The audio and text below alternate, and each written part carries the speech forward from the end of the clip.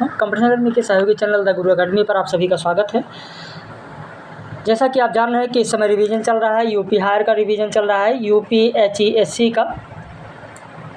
और इसमें आपको इकाई 1 का रिवीजन, इकाई 2 का रिवीजन, इकाई 3 का रिवीजन कराया जा चुका है।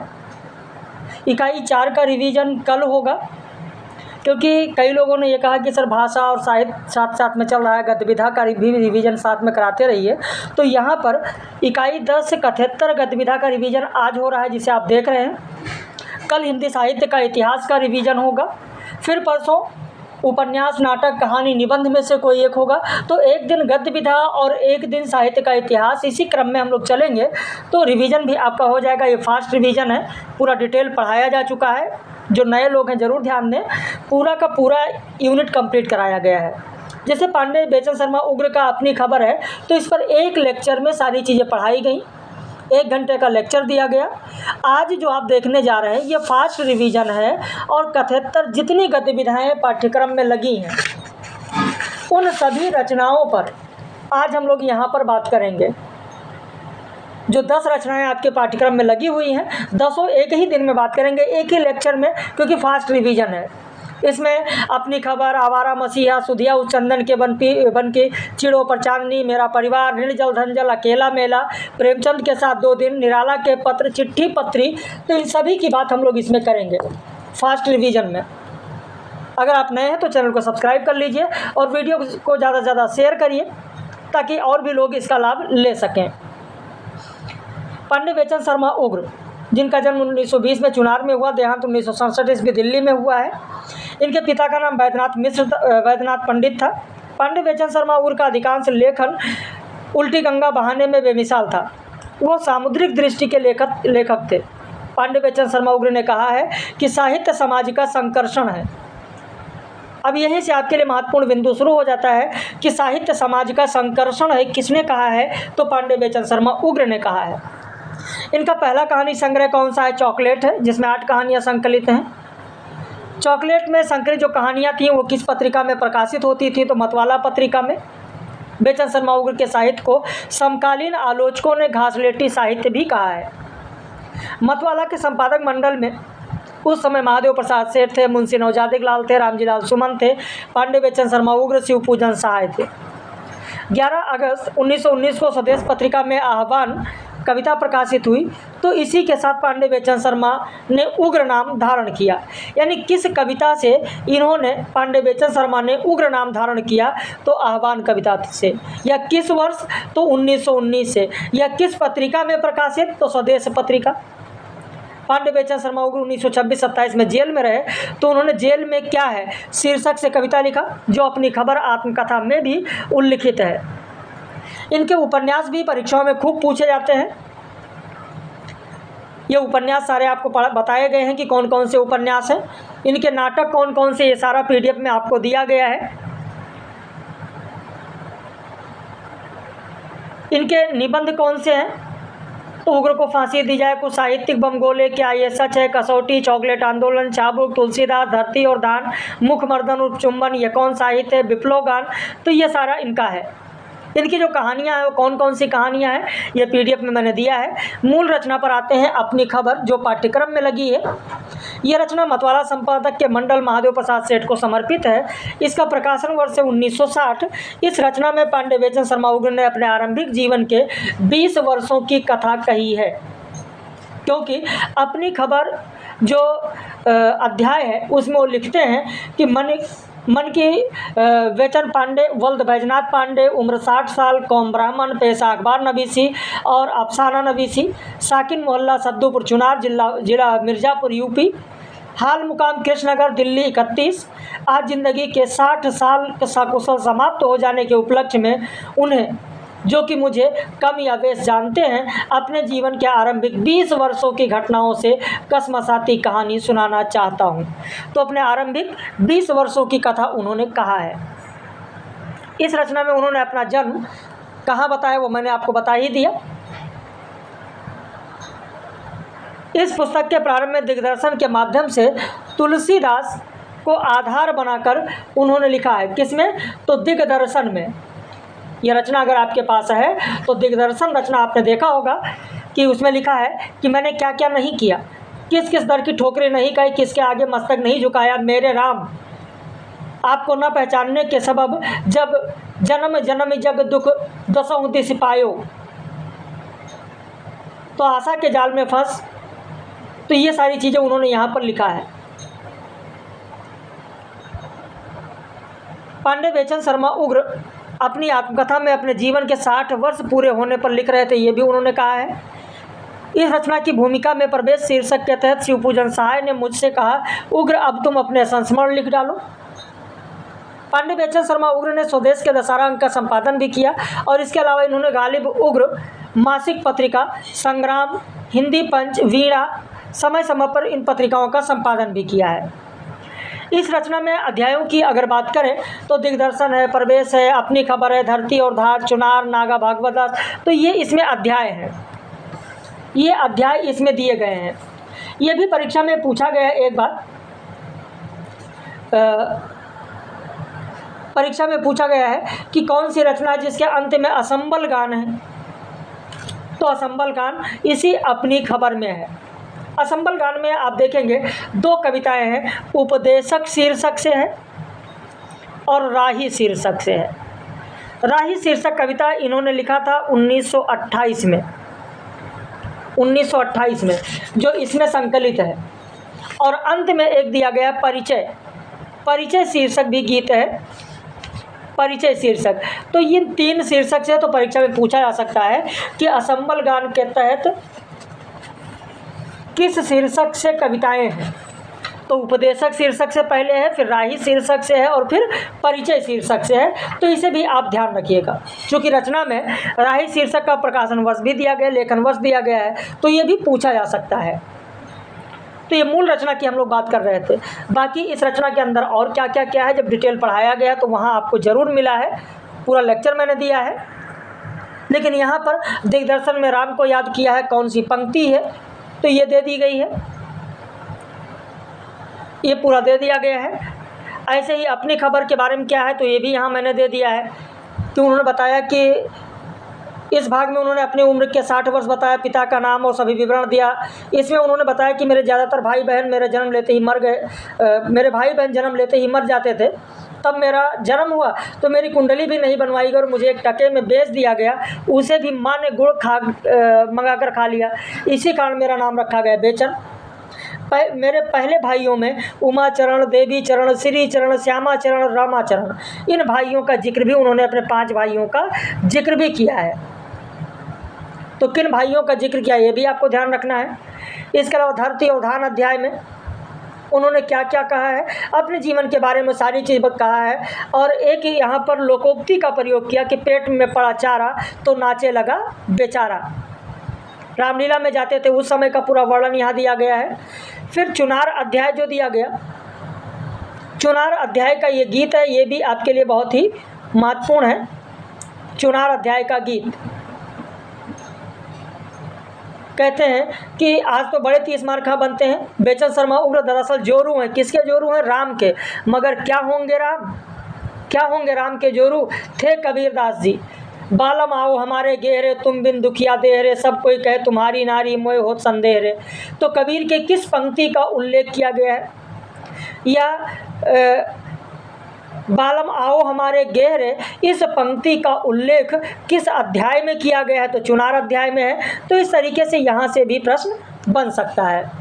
नागा भागवत दास, कलाकारों की संख्या बताई गई। पाकिस्तान के मोंटगोमरी की बात की गई। अयोध्या से रामलीला करने कलाकार जो गए थे उनकी बात की गई। फिर राम मनोहर दास अध्याय है, भानु प्रताप तिवारी अध्याय है, पंडित जगन्नाथ पांडे अध्याय है। ये भी एक महत्वपूर्ण हो सकता है कि इसमें मौलवी लियाकत अली की कहानी भी बताई गई है। किस अध्याय में? पंडित जगन्नाथ पांडे। आगे के अध्याय कुछ इस प्रकार हैं जो मैंने यहाँ पर दे दिया है। फिर जीवन संक्षेप अध्याय दिया गया। उस जीवन संक्षेप अध्याय में महात्मा ईसा नाटक का जिक्र है। भूतनामा खास पत्रिका का जो संपादन किया गया है इनके द्वारा, उसका भी जिक्र है। तो इन सब का जिक्र उन्होंने किया है। असंबल गान के तहत मैंने आपको ये बता ही दिया कि कौन कौन से गीत हैं। ये पूरे गीत का मैंने यहाँ पर जिक्र कर दिया है, पूरा गीत मैंने दे दिया है। अब सुधिया उस चंदन के वन की अगर बात करें तो विष्णुकांत शास्त्री के बारे में जानते हैं कि इनका जन्म 1929 को कोलकाता में हुआ, देहांत 2005 में हुआ। इनके पिता का नाम गांगे नरोत्तम शास्त्री, माता का नाम रूपेश्वरी देवी था। विष्णुकांत शास्त्री अपने जीवन के अंतिम दिनों में उत्तर प्रदेश के 24वें राज्यपाल और हिमाचल प्रदेश के 13वें राज्यपाल रहे हैं। ये भी आपके लिए महत्वपूर्ण बिंदु है कि विष्णुकांत शास्त्री किन राज्यों के राज्यपाल भी रहे हैं। तो उत्तर प्रदेश और हिमाचल प्रदेश। चूँकि यूपी हायर का है, रचनाकार भी आपके पाठ्यक्रम में है, यूपी के राज्यपाल भी रहे हैं, तो ये प्रश्न जरूर बन सकता है। इनकी जो रचनाएं हैं वो मैंने यहाँ पर दे दिया है। तुलसी के हेर स्मरण को पाथे बनने दो, सुधिया उस चंदन के वन की भक्ति शरणागत। तो ये सब बहुत ही महत्वपूर्ण रचनाएं हैं, कुछ चंदन की कुछ कपूर की। तो ये रचनाएं जरूर पढ़ लीजिएगा। मोतियों की हाट और चिनगारियों का मेला इनका निबंध है। मोतियों की हाट और चिनगारियों का मेला निबंध है। वैसे महादेवी वर्मा को जब पढ़ेंगे तो उनकी कविता में भी मोतियों की हाट और चिनगारियों के मेला का जिक्र आया है, तो इसलिए जरूर ध्यान रखना। यहाँ पर सुधिया उस चंदन के वन की विष्णुकांत शास्त्री की जो है, विष्णुकांत शास्त्री की, लेकिन विष्णुकांत शास्त्री का यह निबंध भी है। बाकी जब महादेवी वर्मा को पढ़ेंगे, यूपी हायर में ही आपको जो पढ़ाया गया है, महादेवी वर्मा को जब पढ़ेंगे तो महादेवी वर्मा को जब पढ़ें तो उनकी कविता भी है जहाँ पर उन्होंने बात की है पंथ रहने दो अपरिचित। सुना है कविता? पंथ रहने दो अपरिचित, पंथ रहने दो अपरिचित। महादेवी वर्मा की जो कविता है उसमें वो कहती हैं कि आज जिस पर प्रलय विस्मित, आज जिस पर प्रलय विस्मित मैं लगाती चल रही नित, मोतियों की हाट और चिनगारियों का मेला एक। तो मोतियों की हाट और चिनगारियों का एक मेला जो निबंध है वो विष्णुकांत शास्त्री का है, लेकिन मोतियों की हाट और चिनगारियों का मेला का जिक्र किसने किया? तो महादेवी वर्मा ने अपनी किस कविता में? पंथ रहने दो अपरिचित में। सुधिया उस चंदन के वन की भूमिका में शास्त्री जी ने तुलसीदास के बारे में बताते हुए पद्माकर की पंक्ति लिखी कि कहाँ पद्माकर सुगंध की तरंग जैसे पायो सत्संग फेर पाए वो कहाँ रहे। विष्णुकांत शास्त्री ने यह भी उल्लेख किया कि सुधिया उस चंदन के वन की जो काव्य पंक्ति है जिससे मैंने शीर्षक लिया है वो कविता है गिरिजा कुमार माथुर की। गिरिजा कुमार माथुर की पंक्ति है। वो खुद कहते हैं, गिरिजा कुमार माथुर की एक पंक्ति मन में कौंधी सुधिया उस चंदन की वन की, और वही पंक्ति इस पुस्तक की संज्ञा बन बैठी। गिरिजा कुमार माथुर जी का मैं ऋण स्वीकारता हूँ। सुधिया उस चंदन के वन की में कुल अध्यायों की संख्या 12 है, लेकिन कुछ रचनाएं ऐसी हैं जिसमें 13 भी है जो बाद में प्रकाशित हुई हैं। एक अध्याय बाद में भी जोड़ दिया गया है। तो अब आयोग किस संस्करण के आधार पर पूछता है ये भी देखना है, क्योंकि वैसे भी यूपी का जो आयोग है वो हमेशा विवादों में जरूर रहा है प्रश्न को लेकर। तो एक दो प्रश्न तो इनके रहते हैं। तो पहले का जो संस्करण है उसमें 12 है, बाद में जो संस्करण प्रकाशित हुआ एक उसमें 13 भी है। तो ये चीज़ जरूर ध्यान रखिएगा कि विकल्प में 12 आ रहा है तो 12 सही, 13 आ रहा है तो 13 सही। अगर दोनों आ रहा है तो राम भरोसे रहिए, जो आयोग मानेगा वही होगा, है ना। तो श्रद्धा और विवेक के ज्योतिवाही स्वामी अखंडानंद सरस्वती ये अध्याय है। फिर ये सारे अध्याय हैं खंड खंड फिर भी अखंड। तो ये अध्याय जरूर ध्यान रखना। इस अध्याय के बेस पर प्रश्न जरूर पूछ सकता है कि दीप बुझ गया शिखा अमर है किस पर लिखा गया? लेख है महादेवी वर्मा। आलोक छुआ अपनापन आगे, फूल की श्वास सरस श्वास केवल हजारी प्रसाद द्विवेदी पर। पास रहते हुए भी दूर मेरे पिता गंगे नरोत्तम शास्त्री। वाग्मी वेदोता की साकार मूर्ति देवेंद्र नाथ शर्मा। रणनीति को वरीयता नामवर सिंह। भारतीय साहित्य के प्रज्ञा पुरुष उमा शंकर जोशी। तो किस पर लिखा गया है? तो ये अध्याय इसे जरूर ध्यान रखिएगा। मतलब कहाँ से क्या बन सकता है प्रश्न वो मैं आपको बताते चल रहा हूँ। बाकी आप तो जान ही रहे हैं कि संक्षिप्त में चीज़ें करानी है, फास्ट रिवीजन हो रहा है भाई। 10 रचनाओं को 45 मिनट में बतानी है। तो जो मुख्य मुख्य बातें हैं वो आपको हम यहाँ पर बताते चल रहे हैं, जो मुख्य मुख्य बातें हैं। बाकी डिटेल के लिए तो मैंने पढ़ाया ही, एक लेक्चर 1 घंटे का डेली दिया गया है। निर्मल वर्मा का चीड़ों पर चांदनी, इसमें आप ये देखेंगे। पहले निर्मल वर्मा के बारे में जान लेते हैं। निर्मल वर्मा आधुनिक हिंदी कहानीकार के रूप में जाने जाते हैं। इनका प्रथम कहानी है परिंदे, कहानी संग्रह परिंदे है। माया दर्पण कहानी पर फिल्म भी बनी है। कौए और काला पानी पर साहित्य अकादमी पुरस्कार मिला है। विशाल पित्ती ने निर्मल वर्मा की कहानी रिश्ते उन दिनों की प्रतिष्ठित पत्रिका कल्पना में प्रकाशित की है। अमृत राय ने हंस पत्रिका के विशेषांक में परिंदे कहानी को प्रकाशित किया है। नामवर सिंह ने कहा है कि उनकी कहानियों में आपसी रिश्तों के तहे हैं, गांठें हैं, टूटन है, असमंजस है, पीड़ा है, एक पुरानी टीस का टेप है जिसका संबंध दूसरी दुनिया से है। कांता कमलेश ने कहा कि निर्मल वर्मा जी की स्मृतियां भावरूपी होने के साथ आत्मिक आंदोलन भी हैं और अकेलेपन में स्मृतियों के कुहासे में मनोलौभिक करते से प्रतीत होते हैं।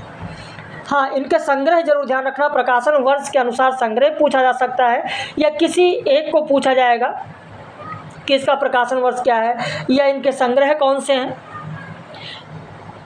इसके अलावा इनके 3 एकांत नाटक भी है। इनके उपन्यास भी पूछे जा सकते हैं, उपन्यास और निबंध, तो इसे भी ध्यान रखिएगा। वह दिन है, लालटीन की छत है, एक चित्राशोक, रात का रिपोर्टर, अंतिम अरण्य, तो ये भी पूछे जा सकते हैं।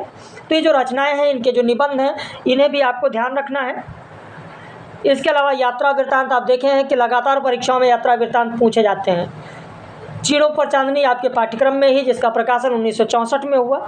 हर बारिश में धुंध से उठती धुन, चिड़ों पर चांदनी जिसका प्रकाशन 1964 में हुआ, यह यात्रा वृत्तांत है। इसका विषय 1961 ईस्वी में यूरोप यात्रा का विवरण इसमें दिया गया है। यानी चिड़ों पर चांदनी में कहाँ का यात्रा वृत्तांत है? यूरोप यात्रा विवरण। चिड़ों पर चांदनी शीर्षक अपने शिमला में बीते दिनों पर उन्होंने दिया है। कुल अध्यायों की संख्या इसमें 3 है। पहला अध्याय उत्तरी रोशनियों की ओर, उत्तरी रोशनियों की ओर, जिसमें उप शीर्षक दिए गए वृक्त एक उदास नगर, रोती हुए ममेड़ का शहर, उत्तरी रोशनियों की ओर, सफ़ेद रातें और हवा।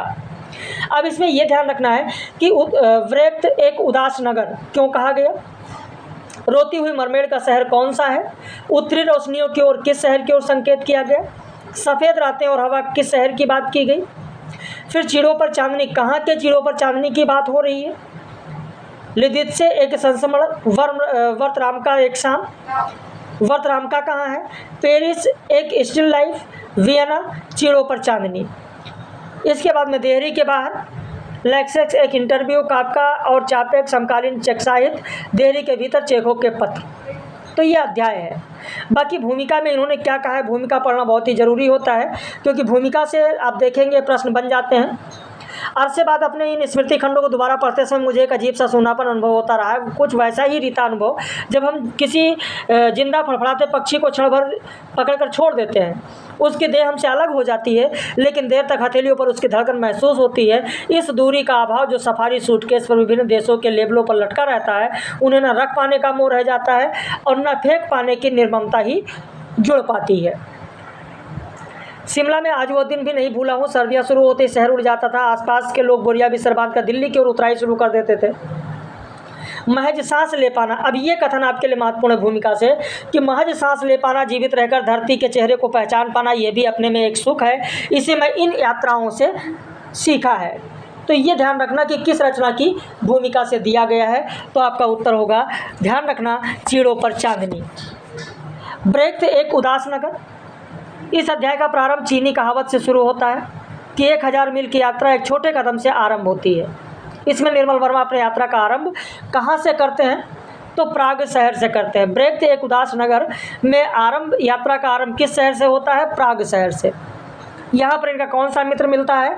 थोरगियर। थोरगियर कहाँ का निवासी है? आइसलैंड का। और इसमें प्राग बर्लिन की यात्रा का विवरण दिया गया है। इसके बाद में इसी में आगे आप देखेंगे कि बर्लिन असेंबली की भी बात की गई, नाटक जो वहाँ पर खेला गया उस नाटक की बात की गई, आइसलैंडी जो मित्र मिलते हैं उनकी बात की गई। पूर्वी बर्लिन से पश्चिम बर्लिन जाने में कितना समय लगता है? 15 से 20 मिनट। बर्लिन को एक उदास नगर किसे कहा गया? बर्लिन को। रोती हुई मरमेड़ का शहर, तो इसमें किसका वर्णन है? इस अध्याय में स्कैंडिनेविया के कोपेनहेगन में स्थित तिबोली का वर्णन है। और इसी कोपेनहेगन को क्या कहा जाता है? उत्तरी यूरोप का पेरिस कहा जाता है। कहा जाता है इंसान सिर्फ रोटी पर ही जिंदा नहीं रह सकता, उसे बिस्तर भी चाहिए। किस अध्याय में है? रोती हुई मरमेड़ का शहर में कहा गया। किरकेगार्ड कहाँ का निवासी था? कोपेनहेगन का निवासी था, उसका भी जिक्र यहाँ पर किया गया है। इनके जहाज़ का क्या नाम था? गुलफास नाम था। इसे भी ध्यान रखना है आपको। तो यहाँ पर जितनी चीज़ें कही गई हैं उन पर एक एक चीज़ों पर आपका ध्यान होना चाहिए। उत्तरी रोशनियों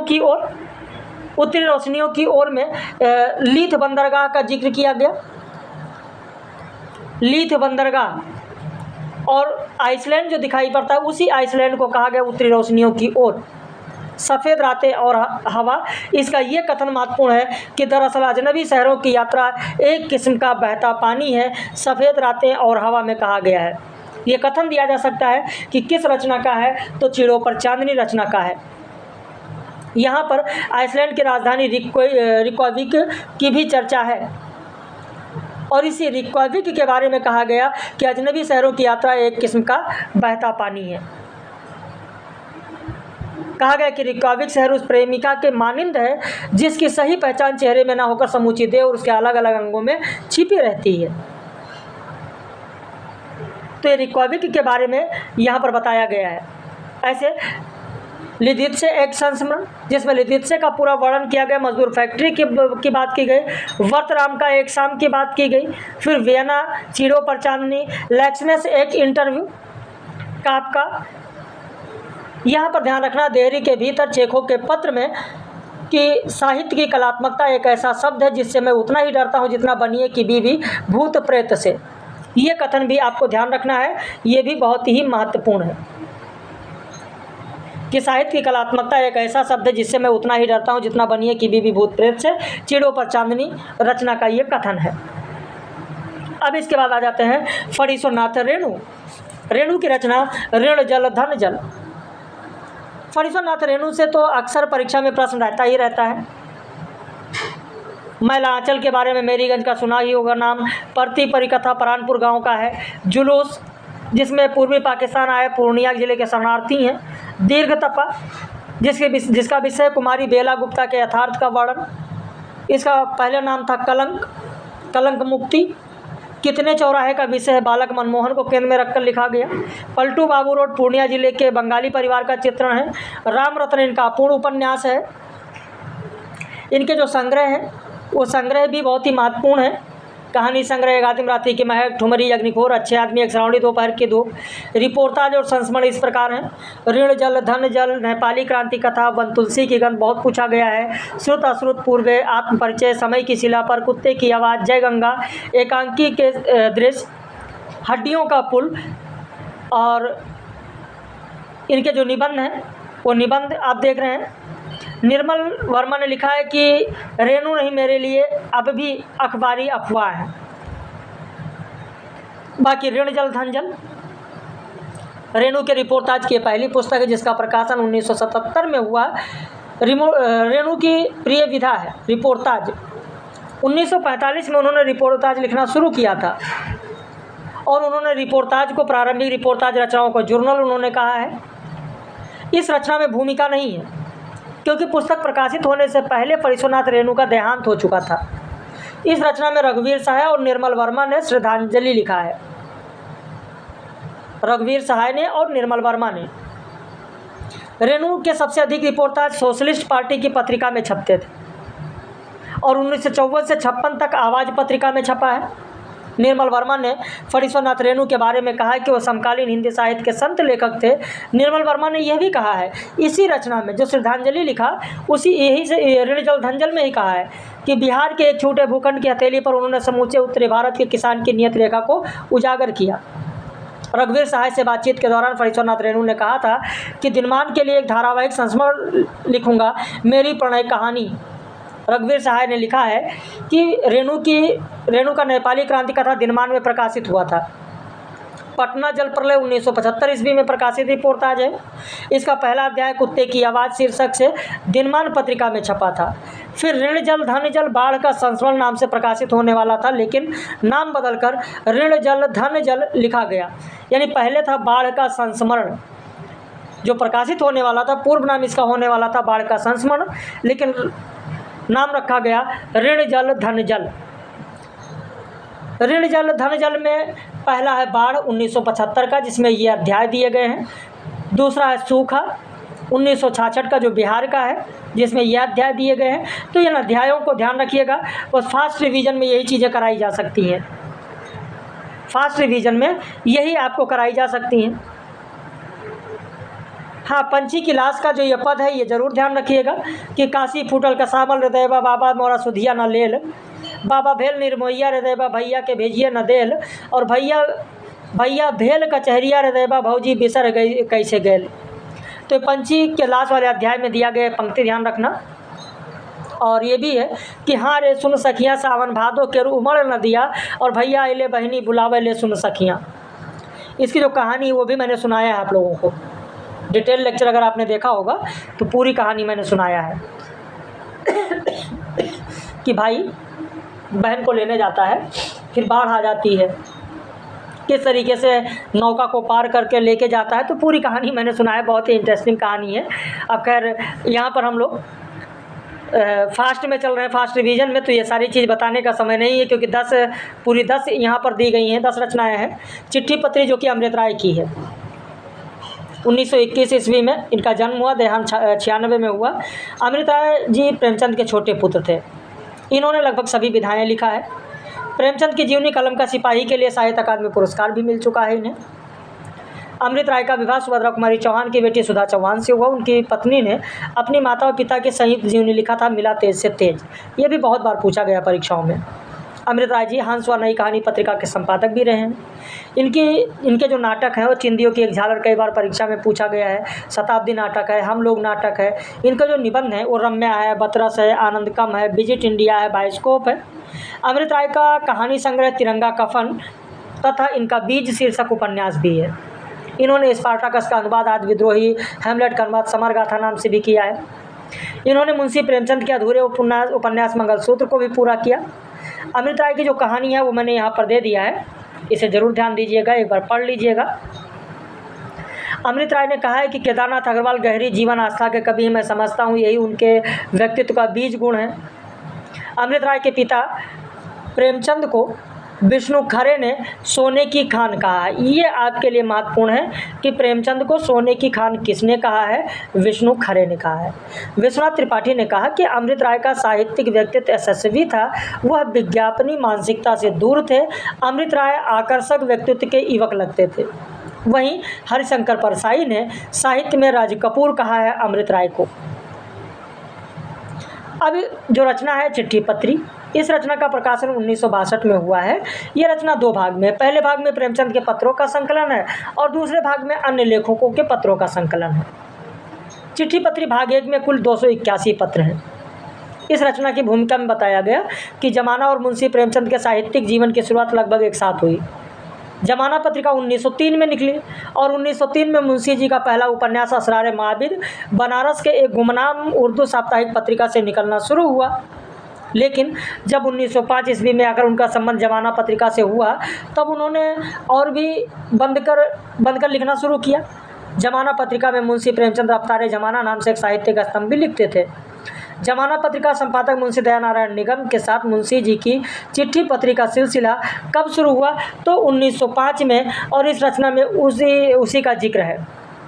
इस रचना में मुंशी प्रेमचंद और दयानारायण निगम के पत्र व्यवहार 1905 से 1936 तक का संकलन है। इसका जो पहला पत्र है वो 30 जनवरी 1905 प्रतापगढ़ का है। अंतिम 5 अगस्त 1936 का लखनऊ से है। तो पहला कौन सा है, अंतिम कौन सा है, प्रकाशन कब हुआ, कितने पत्र हैं, वही यहाँ पर बताया जा सकता है। इस कम समय में वही चीज़ें बताई जा सकती हैं। रमेश चंद्र शाह का अकेला मेला की अगर बात करें तो इनका जन्म 1937 में उत्तराखंड के अल्मोड़ा में हुआ। रमेश चंद्र शाह हिंदी के वरिष्ठ कथाकार थे। बहुआयामी प्रतिभा के धनी रमेश चंद्र शाह को हिंदी के लिए उनके उपन्यास विनायक पर 2014 का साहित्य अकादमी पुरस्कार भी मिला। विनायक उपन्यास गोबर गणेश उपन्यास का अगला भाग है। रमेश चंद्र शाह के गद्य और पद दोनों विधाओं में रचनाएं इन्होंने की है।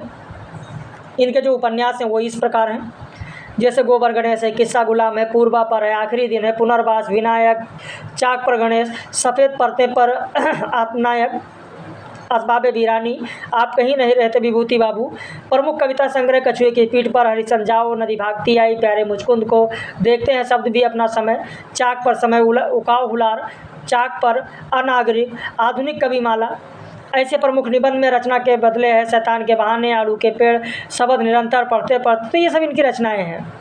ये आलोचना यहाँ पर दिया गया है। रमेश चंद्र शाह का प्रमुख नाटक है महाराजा खुसरो तथा मटिया बुर्ज। इनका साक्षात्कार है मेरा साक्षात्कार। इनकी डायरी विधा की 3 रचनाएं हैं। अकेला मेला है, आज और अभी है, इस खिड़की से। इनका यात्रा वृत्तांत है लंबी छां। लंबी छां। इनका कहानी संग्रह है जंगल में आग, मोहल्ले का रावण, मानपत्र, थिएटर। इन्होंने कैथरीन रन की कविताओं का अनुवाद छंद और पंछी शीर्षक से भी किया, यह महत्वपूर्ण है। अकेला मेला अपनी बहुविधात्मक रचनाशील के लिए ख्यात रमेश चंद्र शाह की डायरी का पहला हिस्सा है, जिसमें 1980 से 1986 तक की बातें हैं। इनकी डायरी लेखन के गुण मलयज की शैली से मिलते जुलते हैं। वैसे अकेला मेला की जब बात होती है तो अकेला मेला में और भी आपको एक चीज़ ध्यान रखना है। अकेला मेला में जो पहला पत्र है, उस पहले पत्र को छोड़कर, जो पहला पत्र है उस पहले पत्र को छोड़कर बाकी जितना दिया गया वो 1980 से लेकर 86 तक है। ये चीज़ ध्यान रखना, क्योंकि जो पहला पत्र है, कहीं पर लिखना चाहें तो लिख लें, जो पहला पत्र है वो 3 जुलाई 1969 का है, पहला पत्र। बाकी जितने पत्र हैं वो सब 1980 से लेकर 86 तक। उन्होंने कहा भी है कि इस रचना में 1980 से 86 तक की बातें हैं, लेकिन केवल पहला पत्र है 1969। कुल कितने पत्र हैं? 122। कुल पत्रों की संख्या यहाँ पर देखें तो कुल पत्रों की संख्या हमारे पास है 122। रमेश चंद्र शाह ने अपनी रचना अकेला मेला में वीरेंद्र कुमार जैन और मुक्तिबोध के प्रति कृतज्ञता व्यक्त की। उन्होंने लिखा कि मेरी डायरी नवीन पत्रिका में छपी। इसमें कुछ पृष्ठ साहित्य अमृत पत्रिका में भी छपे थे, जिस पर सर्वप्रथम ध्यान नामोर जी का गया। और इस पुस्तक में संकलित डायरी के कुछ अंश आधारशिला के अलावा आकार है, ज्ञानोदय है, वागार्थ है, पाठ है, नई धारा, चिंतन, सृजन, पूर्वाग्रह, अक्षर पर्व, लोकमत, बहुत सारे समाचार पत्रों में छपे हैं। और अपनी इस रचना की भूमिका के अंत में उन्होंने नामोर सिंह के लिए रमेश चंद्र शाह ने कहा कि इत्तेलम ऐसो को उदार जग माही। किसके लिए कहा? नामोर सिंह के लिए। रमेश चंद्र शाह ने लिखा कि क्या डायरी लेखक की आत्मकथा या उसके संस्मरणों की गठरी है। इस रचना का पहला पत्र 3 जुलाई 1969 है, जो कि बाद में जोड़ा गया। बाकी रचना में 1980 से 86 तक पत्र संकलित हैं, जो मैंने अभी आरंभ में आपको समझाया है।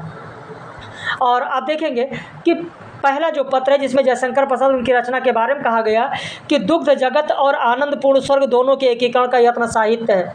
प्रसाद की बात क्यों इस कदर मर्म को छू जाती है, इसी कथन से पहला पत्र शुरू होता है। आप देखेंगे अगर MP वाले अगर कोई हैं या जिसने भी परीक्षा दिया हो MP AP का, आप देखेंगे मैंने पढ़ाया था, यही प्रश्न पूछा गया था कि किस रचना का है।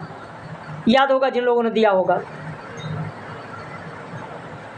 इसके अलावा जयशंकर प्रसाद की कामायनी के आशा सर्ग की भी पंक्ति दी गई है। आंसू रचना की भी पंक्ति दी गई पहले अध्याय में कि सुख आहत शांत उमंगे, बेगार सांस ढोने में, यह हृदय समाधि बना है रोती करुणा कोने में। तो ये पंक्ति भी परीक्षा में पूछी जा सकती है। इसके अलावा जयशंकर प्रसाद के कामायनी के किस सर्ग की पंक्ति दी गई है, ये भी पूछा जा सकता है। आशा सर्ग की है, मैं हूँ यह वरदान सरीखा लगा गूंजने कानों में, मैं भी कहने लगा हूँ रहूँ शाश्वत नभ के गानों में। ऊपर पंक्ति के अलावा जयशंकर प्रसाद की कामायनी के आनंद सर्ग की पंक्ति भी दी गई कि मैं की मेरी चेतनता सबको ही स्पर्श किए सी, सब भिन्न परिस्थितियों की ये मादक घूंट पिए सी। रमेश चंद्र शाह ने लिखा कि मनु पुत्र को निसंक भाव से ईड़ा के हाथों में सौंपने वाला कभी जिस मानसिक और निर्भय कर्म में विश्वास से प्रेरित है, वो न तो यूरोपीय इनहेरिटेज माइंड का इच्छित चिंतन है, न उधार खाते का प्रगतिवाद। और फिर जो दूसरा पत्र है, उसी दूसरे पत्र के आधार पर ही इस रचना का नाम रखा गया अकेला मेला। तो बाकी इस रचना में जितनी भी चीज़ें दी गई, PDF तो आपको दिया ही जा रहा है, इस PDF को पढ़ लीजिएगा। बाकी विजयदेव नारायण शाही से भी प्रश्न बन सकता है, यहाँ पर ध्यान दीजिएगा। विजयदेव नारायण शाही से बन सकता है कि जो ये कथन दिए गए कि जायसी को साधना की नहीं प्रतिभा अंतरिक्ष की तलाश थी, पद्मावत में दिल्ली सो दिलोक है चित्तौड़ दो मुखा, या पद्मावती को आध्यात्मिक प्रतीक का दर्जा देना न कथा प्रबंध का अभीष्ट, न जायसी की असली तलाश, तटस्थ उदारता की दृष्टि ही जायसी की वास्तविक दृष्टि है। तो ये सब कथन का जो चर्चा यहाँ पर किया गया है, तो इसे भी आपको ध्यान रखना है। जयशंकर प्रसाद के कामायनी के कर्म सर्ग की भी पंक्ति दी गई है। बन जाता सिद्धांत प्रथम फिर पुष्ट हुआ करती है, बुद्ध उसी की ऋण को ले अपना रिक्त सदा भरती है। तो ये सब जो कथन दिए गए, इन कथन को भी आपको ध्यान रखना है। अब विष्णु प्रभाकर का आवारा मसीहा, विष्णु प्रभाकर का आवारा मसीहा, यहाँ पर विष्णु प्रभाकर के बारे में दिया गया। उन्होंने किन पत्रिकाओं का संपादन किया, उनका जन्म कब हुआ, उनको कौन सी रचनाओं पर पुरस्कार मिला, वो दिया गया है। इसके अलावा इनके उपन्यास कौन से हैं, तो निशिकांत है जिसका पहले नाम था ढलती रात, तट के बंधन है, दर्पण का व्यक्ति है, परछाई है, कोई तो अर्धनारीश्वर, स्वप्नमयी। अर्धनारीश्वर कई बार परीक्षाओं में पूछा गया है। बाकी इनका कहानी संग्रह जितनी रचनाएं हैं वो मैंने यहाँ पर दे रखा है। इनके जो प्रमुख नाटक है वो भी मैंने इस पीडीएफ में दे रखा है। जो जीवनी इन्होंने लिखा है वो भी दे रखा है। गांधी जी के जीवन के प्रेरणादायक प्रसंग पर आधारित रचनाएं जो विष्णु प्रभाकर की हैं वो इस प्रकार हैं। त्याग हृदय की वृत्ति है, मेरा पेट भारत का पेट है, यदि मैं तानाशाह बना संगठन में ही शक्ति है, यह तो सार्वजनिक पैसा है। ये सब गांधी जी के जीवन के प्रेरणादायक प्रसंग पर आधारित है। विष्णु प्रभाकर का यात्रा वृत्तांत भी बहुत ही महत्वपूर्ण है, इसे भी आपको ध्यान रखना है। जमुना गंगा के नैहर में और यादव की तीर्थ यात्रा, ये दोनों यात्रा वृत्तांत ध्यान रखना। इस बार हो सकता है कि पूछ लिया जाए। विष्णु प्रभाकर का संस्मरण भी ध्यान रखना। शब्द और रेखाएं, ज्योतिपुंज हिमालय, राह चलते चलते, जाने अनजाने देश सेवकों के संस्मरण। विष्णु प्रभाकर द्वारा संकलित एकांकी संग्रह रीढ़ की हड्डी, जिसमें 8 अलग अलग रचनाकारों का एकांकी। विष्णु प्रभाकर की एकांकी रक्त चंदन है, बाकी अलग अलग है। जैसे उदय शंकर भट्ट का है बीमारी का इलाज है, रामकुमार वर्मा का प्रतिशोध है, हरिकृष्ण प्रेमी का मालव प्रेम है, कंगाल नहीं सेठ गोविंद दास का है, रक्त चंदन विष्णु प्रभाकर का, रीढ़ की हड्डी जगदीश चंद्र माथुर का। तो ये अलग अलग है, अलग अलग 8 रचनाकारों का है। बाकी आवारा मसीहा जिसका प्रकाशन 1974 में हुआ, शरद चंद्र की जीवनी है। विष्णु प्रभाकर ने 1960 से 74 ईस्वी तक अर्थात 14 वर्षों में इसे पूरा किया। इसमें 3 भाग हैं, दिशाहारा, दिशा की खोज और दिशा। रचना की भूमिका में महत्वपूर्ण कथन है। शरद चंद्र ने हेनरी वुड के उपन्यास स्टालिन के आधार पर अभिमान उपन्यास लिखा। शरद चंद्र ने निरुपमा देवी ने पत्र लिखकर कहा कि अपनी रचनाओं में विधवा चरित्र की आलोचना न करें। शरद चंद्र ने अपने मित्रों से कहा था कि कुत्ते गांव के लोगों की आर्थिक थर्मामीटर, आर्थिक स्थिति का थर्मामीटर होते हैं। ये भी बहुत ही महत्वपूर्ण कथन है। शरद चंद्र की जीवनी शरद शीर्षक से विश्वनाथ मुखर्जी ने भी लिखा। ये सारी चीज़ भूमिका में है। भूमिका में विष्णु प्रभाकर ने नजरुल इस्लाम की पंक्ति का उल्लेख भी किया है कि अमान नार अतल गहरे ये मानो सिलो लुकाए और शरद चांदेर ज्योत्सना लादेर दिलो राजपथ दिखाए। विष्णु प्रभाकर ने यशपाल जैन के आग्रह पर, किसके आग्रह पर, तो यशपाल जैन के आग्रह पर शरद चंद्र की जीवनी लिखने का निर्णय किया। उनकी भी रुचि थी। विष्णु प्रभाकर बताते हैं कि सभा समिति में लोग शरद चंद्र को बाल ब्रह्मचारी कहते थे। लोग जानते थे कि वह अविवाहित हैं, लेकिन शरद चंद्र का 2 विवाह हुआ था। ये भूमिका में कहा गया है। एक बार रविंद्रनाथ ठाकुर ने कहा कि शरद तुम अपनी आत्मकथा लिखो, तो शरद ने कहा था कि गुरुदेव, यदि मैं जानता कि इतना बड़ा आदमी बनूंगा तो मैं किसी और प्रकार का जीवन जीता। शरद चंद्र का कथन है कि मेरा जीवन अंततः मानो एक उपन्यास ही, उस उपन्यास में सब कुछ किया पर छोटा काम कभी नहीं किया। जब मरूंगा निर्मल खाता छोड़ जाऊंगा, उसके बीच स्याही का दाग कभी भी नहीं होगा। मैं अनीति का प्रचार करने के लिए कलम नहीं पकड़ी। मैंने तो मनुष्य के अंतर की छिपी हुई मनुष्यता को, उस महिमा को जिसे सब नहीं देख पाते, नाना रूपों में अंकित करने का करके प्रस्तुत मैंने किया है। आवारा मसीहा और उसका परिचय कुछ इस प्रकार है। संक्षिप्त परिचय दिया जा रहा है। प्रथम पर्व में 18 अध्याय हैं, दूसरे पर्व में भी 18 अध्याय हैं, तीसरे पर्व में 30 अध्याय हैं और इस रचना में 4 परिशिष्ट हैं। पहले में पुस्तक सहायक, दूसरे में सहायक व्यक्ति, तीसरे में महात्मा गांधी, चौथे में शरद चंद्र का वसीयतनामा। ये तो 4 परिशिष्ट हैं। अब इसके बाद में दिशाहारा जो अध्याय दिया गया, इस अध्याय के बारे में पूरी चीज़ें मैंने पूरी कहानी सुनाई है। अब इस समय कहानी सुनाने का तो समय है नहीं। हाँ, ये है कि जो महत्वपूर्ण चीज़ें हैं वो महत्वपूर्ण चीज़ें आपको यहाँ पर हम बताते चल रहे हैं। निराला के पत्र की अगर बात करें, जानकी वल्लभ शास्त्री की रचना है। जानकी वल्लभ शास्त्री का जन्म 5 फरवरी 1916 को बिहार में हुआ। देहांत 2011 ईस्वी में मुजफ्फरपुर में हुआ। ये हिंदी और संस्कृत में रचनाएं करते थे। छायावादोत्तर काल के लेखक हैं। इन्होंने वर्ष 2010 में पद्मश्री सम्मान लेने से मना कर दिया था। इनकी कविताएं गाथा नामक काव्य संग्रह में संकलित हैं। इन्होंने कई काव्य नाटकों की रचना की और राधा नामक सर्वश्रेष्ठ महाकाव्य भी रचा। इनके जो उपन्यास हैं वो इस प्रकार हैं: एक किरण सौ झाइयाँ, दो तिनकों का घोंसला, अद्भुत अशुभुद्ध उपन्यास, कालिदास उपन्यास, चाणक्य शिखा, जो कि इनका अधूरा है। ये भी पूछा जा सकता है कि इनका अधूरा उपन्यास कौन सा है। संग्रह बांसों का झुरमुट, अपर्णा, कानन, लीला कमल, सत्यकाम, रूप अरूप, तीर्थरंग, शिवा, मेघगीत। जानकी वल्लभ शास्त्री का निबंध है मन की बात निबंध तथा जो न बिक सकी, ये इनके निबंध हैं। इनके 4 नाटक हैं: देवी नाटक, जिंदगी नाटक, आदमी नाटक, नीलझील नाटक। इनका संस्कृत काव्य है काकली। जानकी वल्लभ शास्त्री के संस्मरण जो हैं वो इस प्रकार है: जनता की ओर, निराला के पत्र, स्मृति के वातायन, नाट्य सम्राट पृथ्वीराज कपूर, हंस बलांका, कर्म क्षेत्र, मरु क्षेत्र। तो ये जानकी वल्लभ शास्त्री के संस्मरण है। अनकहा निराला। इनकी समीक्षात्मक रचनाएं हैं वो भी दी गई हैं। निराला के पत्र जो रचना पाठ्यक्रम में लगी है उसकी बात कर लेते हैं कि इसका प्रकाशन 1971 है। इसमें 109 पत्र शामिल हैं। निराला के पत्र में कुल कितने पत्र शामिल हैं? तो 109 पत्र शामिल हैं। पहला पत्र 13 जुलाई 1935 का है। अंतिम पत्र 1957 का है, लेकिन अंत में ही लिखित अंग्रेजी में एक पत्र 1961 का भी है। अब ये इतनी चीज़ें आपके लिए ज़रूर जाननी है जो संक्षिप्त विवरण में आपको बताया जा रहा है। पत्र प्रारंभ होने से पहले जानकी वल्लभ शास्त्री ने निराला के बारे में कहा है कि आधुनिक हिंदी कविता को अभी निराला से बड़ा कोई कवि नहीं मिला है। मुक्तिबोध के अंधेरे में नामवर सिंह और निराला जैसा भाषा की तेजस्विता दिखती है। निराला ने पृथ्वी, स्थानीय, अंतरिक्ष स्थानीय, देव स्थानीय जीवन अनुभूति को अपने काव्यमाला के समान कौशल से अंकित किया है, जिन्हें मिट्टी में मिलाकर प्रगतिशील समीक्षा की खाद को तैयार की जा सकती है, किंतु उसके प्राणों के सब रंग नहीं उगाए जा सकते। निराला की हिरणमय कला में घास पात की हरियाली वर्जित है। निराला की काव्य प्रतिभा गलाए हुए सोने के समान ही थी। कोई उसे सागर का विस्तार देता, कोई नाव का आकार।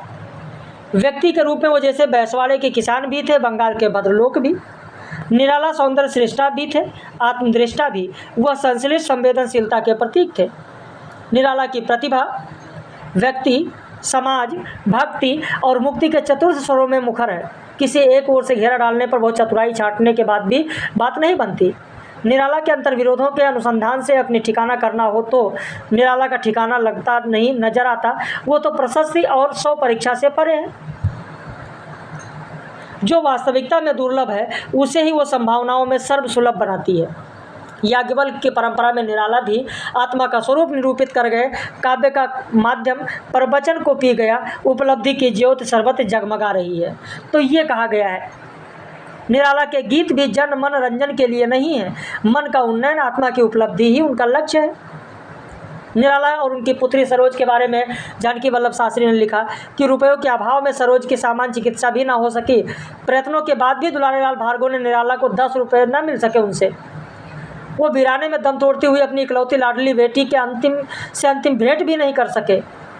ये कसक वर्तमान पूंजीवादी व्यवस्था में आग लगाकर मार्क्सवाद की दुदुम्भी बन जाती तो निराला को विरज की बुलंदी से मिट्टी में घसीट लाना क्या बुरा होता। ऐसे ही निराला को स्वेच्छाचारी कहने भर से काम नहीं चलेगा। उन्हें मुक्त पुरुष मानना ही होगा। अंततः वो विमल हृदय उच्छ्वास ही है। जिस एकांत कामिनी कविता समझकर नायिका भेदी आलोचकों ने दुर्योधन दुशासन को नीचा दिखाने वाले पुरुष का प्रदर्शन किया है। आधुनिक युग में गांधी ना होते तो बुद्ध और ईसा का पुनर्जन्म न होता। निराला न होते तो काया माया के कागजी कसीदे को आध्यात्मिक कविता कहा जाता। निराला परा अपरा की भांति जड़ चेतन प्रबुद्ध विवेकी हैं। मन की जागृत और स्वप्न अवस्थाओं से ऊंचे उचढ़कर जिस आध्यात्मिक अंतःस्फुरण की अनुभूति निराला को हुई, उसे अक्षर प्रमाण उनके काव्य में भरे पड़े हैं। निराला नाम से मेरा पहला परिचय फरवरी 1930 में हुआ। तब मैं 14 साल का था। गाँव की पाठशाला में पढ़ने वाला नवयुवक था। मेरा जन्म माघ में हुआ था। निराला नाम से मेरा परिचय भी माघ में ही हुआ। तो इस तरीके से उन्होंने ये सारी चीज़ें यहाँ पर बताया है। और फिर इसके बाद में पत्रों की चर्चा की गई है। प्रेमचंद के साथ 2-3 बनारसी दास की जो रचना है, अगर इसकी बात करें तो बनारसी दास चतुर्वेदी प्रसिद्ध लेखक और पत्रकार थे, राज्यसभा सांसद भी चुने गए। इन्होंने साक्षात्कार विधा को पुष्पित और पल्लवित किया। इन्हें यायावर शिल्पी भी कहा जाता है। देखिए, जितनी महत्वपूर्ण बिंदु हैं वो सारी चीज़ें यहाँ पर फास्ट रिवीजन में दी जा रही हैं। अब कुछ लोग कहते हैं सर मैंने तो आपसे कुछ सीखा ही नहीं अभी तक। देखिए, सीखने के लिए ललक चाहिए। जब ललक होगी तभी व्यक्ति सीख पाएगा। अब जो चीज़ें दी जा रही हैं, कोई ज़रूरी नहीं है कि मैं लाइव आकर ही ये चीज़ दूँ। आपको ये रिकॉर्डेड दिया जा रहा है, तो अगर आपके अंदर सीखने की ललक है तो आप इस रिकॉर्डेड को अंत तक देखोगे। अगर आपके अंदर ललक है तो आपको जो टेस्ट सीरीज़ दी गई उस टेस्ट सीरीज़ को हल करोगे, उसका उत्तर भेजोगे, जो नहीं समझ में आएगा पूछोगे। अब अगर आप ये सोचो या कोई कैंडिडेट ये सोचे कि सर लाइव आकर टेस्ट सीरीज हल कराएं, लाइव आकर पूरा लेक्चर दें, तो लाइव आकर आप कितना कर पाओगे? आपको सीखना है और सीखने के लिए अध्ययन सामग्री आपके पास होना बहुत ज़रूरी है। और वह अध्ययन सामग्री आपको लगातार दी जा रही है, प्रतिदिन दी जा रही है। और जितनी अध्ययन सामग्री दी जा रही है, मैं तो फिर कह रहा हूँ 100% ये गारंटी लेकर पढ़ाया जाता है कि जितना मैटर दिया जाए उतना अगर आप पढ़ लें तो आप सेलेक्ट होंगे। हाँ, 100% ये गारंटी नहीं है कि सारे प्रश्न आपको परीक्षा में मिलेंगे। भाई साहित्य है, साहित्य सागर है, 5-7 प्रश्न ऐसे भी आपको मिलेंगे जो कभी आपने ना देखा हो, कभी आपने ना सुना, ना ही लेक्चर में मिलेगा, ना ही PDF में मिलेगा, ना ही टेस्ट सीरीज में मिलेगा। ऐसा हो सकता है 5-7 प्रश्न। इन 5-7 प्रश्नों से आपका सिलेक्शन नहीं रुकेगा। सिलेक्शन तब रुकेगा जब आप साधारण प्रश्नों को गलत करेंगे। भाई 70 में आप 7 प्रश्न छोड़ दीजिए, बाकी 63 अगर यहाँ से आपको मिल रहे हैं तो कम से कम वो तो आपके होने चाहिए ना। अगर 63 आपके हो रहे हैं तो इसका मतलब कि 100% आप सिलेक्ट होंगे। तो यही तो 100% की गारंटी ली जाती है। तो ज़रूरत है कि जो अध्ययन सामग्री दी गई पूरी तन्मयता के साथ उसे पढ़ना है। मैं अपनी गारंटी ले सकता हूँ कि हाँ मैटर दिया जाएगा, संस्थान गारंटी ले सकता है 100% कि हाँ नोट से मिलेगा, लेकिन कैंडिडेट की गारंटी नहीं। कैंडिडेट को ये स्वयं देखना है कि हाँ उसे पढ़ना है। वो जब पढ़ेगा तभी तो होगा। भाई किसी को अगर पेपर ही मिल जाए और कैंडिडेट ही ना पढ़े तो फिर कहाँ से सेलेक्ट होगा? पेपर मिलने से थोड़े हो जाएगा। बस वही चीज़ होती है कि मैटर तो मिल गया, लेकिन अब मैटर को जब पढ़ेंगे तभी तो सेलेक्ट होंगे। और जब पूरा साहित्य बढ़ा दिया गया तो यहीं से मिलेगा, प्रश्न और अलग से नहीं बनेंगे ना। तो इन्हें साहित्यिक सेवाओं के लिए पद्म भूषण पुरस्कार भी मिला। इन्होंने कोलकाता से विशाल भारत पत्रिका भी निकाला। बनारसी दास जैसे शहीदों की स्मृति का पुरस्कर्ता, छायावाद का विरोधी समूचे हिंदी साहित्य में कोई नहीं हुआ। बनारसी दास के गुरु पंडित लक्ष्मीधर वाजपेयी ने इन्हें अध्यापन छोड़कर आगरा आने और मित्र पत्रिका संभालने को कहा, क्योंकि वाजपेयी जी द्वारिका प्रसाद सेवक के बुलाने पर नवजीवन के संपादक बनने वाले थे। इनकी जो रचनाएं हैं वो यहाँ पर दी गई हैं। इसका प्रेमचंद के साथ 2 दिन में बताया गया कि इस इंटरव्यू के माध्यम से बनारसी दास ने प्रारंभ में ही बताया है कि 8 वर्षों के अंतराल पर मिला और उनके विचारों में कोई परिवर्तन मैंने नहीं देखा। फिर इंटरव्यू में क्या क्या चीज़ें बताई गई हैं ये पूरा यहाँ पर दिया गया। ये PDF भी आपको अभी मिल ही जाएगा, इसे ज़रूर पढ़ लीजिएगा, इसे पढ़ लीजिएगा। तो इसमें क्या क्या चीज़ें कही गई हैं वो सारी चीज़ें मैंने यहाँ पर दे दिया है, जो 4-5 पॉइंट है। बाकी इंटरव्यू विधा की जो रचनाएं हैं ये महत्वपूर्ण रचनाएं भी यहाँ पर मैंने दे दिया है, तो इसे आप लोग ज़रूर देखिएगा। बाकी है महादेव वर्मा का मेरा परिवार। 48 मिनट हो गया है। मेरा परिवार है, महादेव वर्मा को भी देख लीजिए। इनकी जो रचनाएं हैं इन्हें ध्यान रखिएगा। इसके अलावा अतीत के चलचित्र में कौन कौन सा अध्याय है, स्मृति की रेखाओं में कितने रेखा चित्र हैं, पथ के साथी में कितने हैं, मेरा परिवार में कितने हैं, इन्हें ध्यान रखिएगा। मेरा परिवार में ये नाम भी आपको ध्यान रखना है, ये नाम भी ध्यान रखना है। तो इस तरीके से आशा करते हैं कि आपके समझ में ज़रूर आया होगा। और कैसा लगा, कैसा रिवीजन हुआ, ज़रूर अपनी प्रतिक्रिया व्यक्त कीजिएगा। आज की टेस्ट सीरीज़ का वीडियो भी पब्लिश किया गया है, कंपटीशन एकेडमी पर जाकर देख सकते हैं, पब्लिश है। यूट्यूब पर कंपटीशन एकेडमी चैनल। और यह लोगो ज़रूर देखिएगा, लोगो नहीं देखेंगे तो चीज़ें नहीं मिलेंगी, क्योंकि एक छत्तीसगढ़ का भी शायद कोई कंपटीशन एकेडमी करके है, तो ये लोगो ज़रूर देखिएगा, लोगो से ही आपको मिल जाएगा। बाकी हम लोग फिर मिलेंगे ऐसे ही पब्लिश वीडियो में।